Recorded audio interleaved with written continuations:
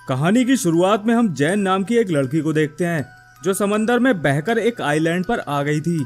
उसके साथ साथ उसका एक फ्रेंड भी बहकर उसी आइलैंड पर आ गया था। जैन जब अपने फ्रेंड के पास जाती है तो वो देखती है कि उसका फ्रेंड बुरी तरह से जख्मी है और उसकी सांसें भी नहीं चल रही। इसका मतलब ये था कि वो अब मर चुका था। इसके बाद जैन अपने फ्रेंड की बॉडी को वहीं छोड़कर आइलैंड के बारे में जानने के लिए इधर उधर घूमने लगती है, मगर उसे वहाँ कोई नहीं दिखता। यह आइलैंड एक सुनसान जगह थी जहाँ इसके अलावा वहाँ पर कोई नहीं था। बाद में जैन को वहाँ पर एक बैग दिखता है जो एक पेड़ पर टंगा हुआ था। जब वो उस बैग को चेक करती है तो उसमें जैन को कुछ सामान मिलता है, जिसमें एक पिल्स की बोतल थी जिसमें 1988 की डेट पड़ी थी। इसका मतलब ये था कि यहाँ पर काफी साल पहले कुछ लोग आए थे। इसी सामान में जैन को एक माचिस भी मिलती है जिसे वो अपने पास रख लेती है। इसके बाद जैन कुछ आगे बढ़ती है तो उसे एक सूखा पेड़ नजर आता है जिसमें एक बड़ा सा होल था। ये जगह उसके रात गुजारने के लिए बिल्कुल परफेक्ट थी। अगले दिन जब जैन सुबह उठती है तो वो देखती है कि समंदर के किनारे एक छोटी शार्क पड़ी है जिसे किसी ने आधा खा लिया है। इसके बाद जैन एक कब्र को देखती है तो जैन अपने फ्रेंड को भी एक कब्र खोदकर उसमें गाड़ देती है क्योंकि उसकी बॉडी अब सड़ने लगी थी। इसके कुछ समय बाद जैन जब वापस आती है तो वो देखती है कि उसके फ्रेंड को किसी ने कब्र से निकाल कर खा लिया है। ये देखकर जैन बहुत डर जाती है। इसके बाद वो अपनी सेफ्टी के लिए एक लकड़ी को नुकीला करके औजार बनाती है और रात होने पर उस चीज का इंतजार करने लगती है, मगर वो चीज अभी तक नहीं आई थी। अगले दिन जैन को समंदर में एक सूटकेस दिखता है तो उसे लेने वो समंदर में चली जाती है।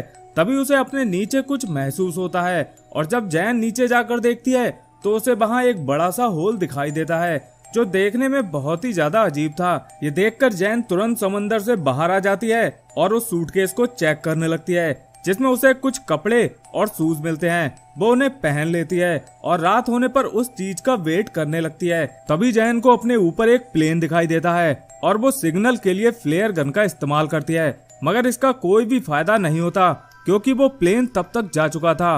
फ्लेयर गन की लाइट जब नीचे आ रही थी तो उसी लाइट में जैन को एक अजीब सा क्रिएचर दिखाई देता है जिसे देखकर जैन बहुत डर जाती है और अपने पेड़ के होल में जाकर छिप जाती है।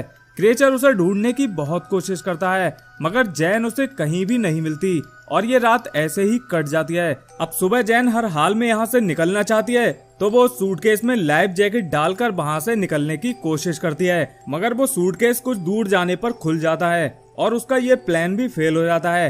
अब रात को जैन उस क्रीचर से बचने के लिए उसी होल में जाकर छिप जाती है, मगर किसी तरह उस क्रीचर को पता चल जाता है कि जैन उसी पेड़ के होल में छिपी है। तो वो क्रीचर उस पेड़ पर अटैक करता है और काफी देर ऐसा करने के बाद थक हार कर वहाँ से चला जाता है। सुबह जब जैन होल से बाहर निकलती है तो वो देखती है कि क्रीचर ने उस पेड़ का सत्यानाश कर दिया था। इसके बाद जैन एक दूसरा प्लान बनाती है। वो समंदर से एक बड़ी मछली को पकड़ती है और एक पेड़ पर टांग देती है। उसका प्लान था कि वो क्रीचर आज रात उस मछली को खाकर वहां से चला जाएगा और ऐसे एक रात के लिए उसकी जान बच जाएगी। रात होती है और बिल्कुल ऐसा ही होता है। वो क्रीचर आता है और उस मछली को खा लेता है। अगली सुबह जैन को समंदर में एक डेड बॉडी दिखती है जो तैरकर किनारे पर आ गई थी। ये डेड बॉडी सड़ी गली और आधी थी। इसके बाद जैन उस डेड बॉडी को भी एक पेड़ पर टांग देती है और रात होने पर एक गड्ढे में छिपकर देखने लगती है।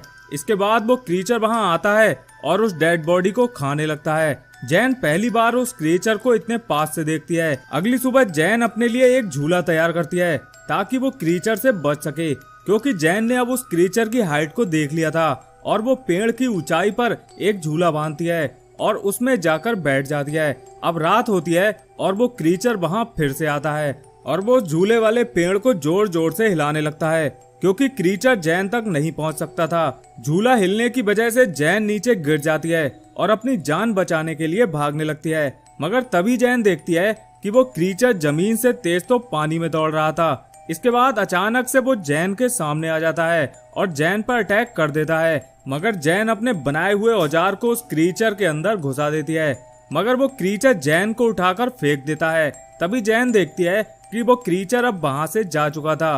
अगली सुबह जैन देखती है कि उसका पैर बुरी तरह जख्मी था। तभी जैन को समंदर में एक बोट दिखाई देती है जिसमें उसके दो फ्रेंड होते हैं, ल्यूकस और निया। जैन उन्हें खाने के लिए कुछ मछली देती है।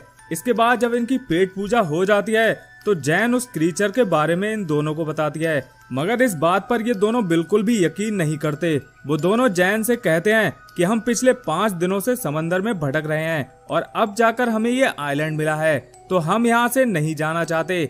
इस पर जैन उन्हें यकीन दिलाने के लिए कुछ फोटोज भी दिखाती है जिनमें क्रीचर की कुछ परछाई थी, मगर फिर भी ये दोनों जैन की बात नहीं मानते। इस पर जैन समझ जाती है कि ये लोग यहाँ से नहीं जाना चाहते। तभी जैन एक प्लान बनाती है और वो इन दोनों की बोट लेकर वहाँ से भागने लगती है, मगर ये दोनों जैन को ऐसा करते हुए देख लेते हैं और जैन पर अटैक करके उसे पकड़ लेते हैं। जब जैन को होश आता है तो वो खुद को बंधा हुआ पाती है। इस पर जैन ल्यूकस से कहती है कि उसे फ्री कर दे।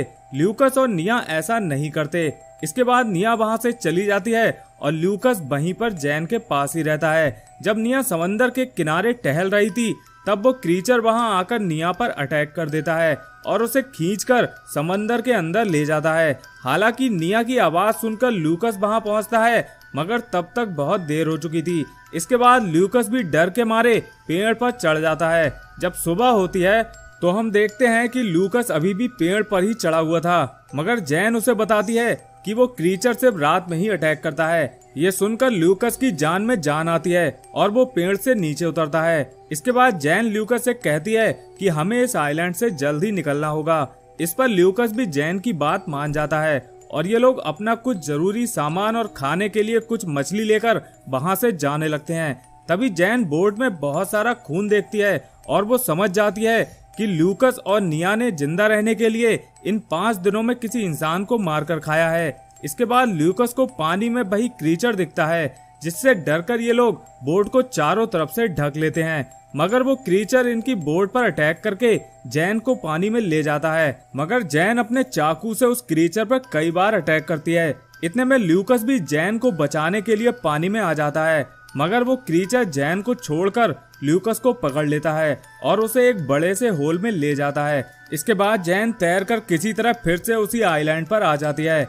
ल्यूकस के मरने पर जैन को बहुत दुख हो रहा था और वो डिसाइड करती है कि वो उस क्रीचर का सामना करेगी। इसके बाद वो उस क्रीचर से निपटने के लिए कुछ नुकीले हथियार बनाती है और सूखी झाड़ियां इकट्ठा करके एक ट्रैप तैयार करती है। जैन का प्लान उस क्रीचर को जलाकर मारने का था। अपना ट्रैप तैयार करने के बाद वो रात को उस क्रीचर का इंतजार करने लगती है। जब क्रीचर उसी ट्रैप में आकर रुकता है तो जैन चुपके से उस सूखी झाड़ियों में आग लगा देती है और अपने नुकीले हथियारों से उस क्रीचर पर कई बार अटैक करती है, मगर वो क्रीचर जैन को पकड़ लेता है, लेकिन फिर भी जैन उस पर अटैक करती रहती है। अब चूंकि क्रीचर बहुत जख्मी हो चुका था तो वो वहीं पर गिर जाता है, मगर जैन फिर भी उस क्रीचर पर कई बार हमला करती है और लास्ट में उसका गला काट देती है, जिससे वो हमेशा के लिए वहीं पर मर जाता है। इसके बाद हम देखते हैं कि वो आग अब पूरे आइलैंड पर फैल चुकी थी और तभी वहां एक हेलीकॉप्टर आकर जैन को रेस्क्यू कर लेता है और इस तरह ये मूवी यहीं पर खत्म हो जाती है। तो दोस्तों, अगर आपको इस मूवी का एक्सप्लेनेशन पसंद आया हो तो इस वीडियो को एक लाइक जरूर कर दें। साथ ही चैनल को सब्सक्राइब करने के बाद बेल आइकन दबाना ना भूलें। हम मिलते हैं आपसे एक और मूवी के साथ, तब तक के लिए धन्यवाद।